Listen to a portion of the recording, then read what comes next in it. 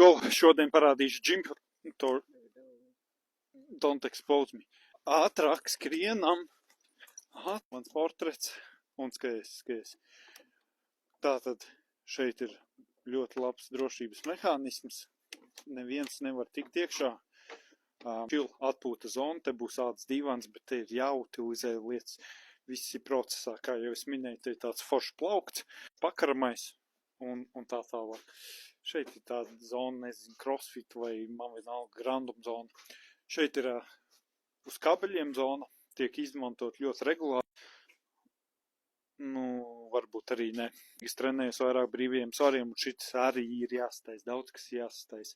Es runāju klusi, jo man tur dēls guļ. Viss iesākās ar līdztakām un karātavām, jo dzīvē viss iesākās ar karātavām. Un tad ir širāts te, ko es uztaisīju, vēl širāts. Kā jau vairāk plaukt un vairāk tādas lietas, tad smuki izstās nav nekārtība. Kā redz šeit. Un tur ir viss ļoti kārtīgs diezgan.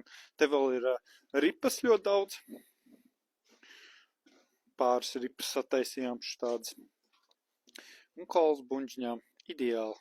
Tas ir ideāli diametrs, lai varētu uzmaukt uz olimpiskā stieņa. Te ir tāds hanteļu plaukts, šito pārkrāsošu melnu, jo think 2 steps ahead. Domā 2 soļus uz priekšu. Bum.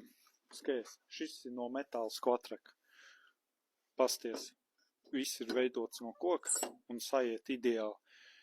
Uz viņu var taisīt skvats, benču, visu. Ja tev ir home gyms, tev reāli pietiek ar širo svarastienu un hantelēm un viss aiziet. Ko es tev varu parādīt? Ja tev vajag smagas hanteles, 60-50 kilogramīgas hanteles, kur tu vari daudz svarus nopērc olimpiskos. Nav tik dārgi. Ir nice, ritīgi nice. Sekojoši. Šeit būs bokserings. Bet arī par cik man ir dēls, tad mums viņam ir tev oktagons jāuztais. Tur dzīvo mans mājdzīvnieks. Jā, piezūmo. Nenopietni. Viņš te dzīvo. Vienkārši hitos džimu. Man normāli. Parvaks iz zāli.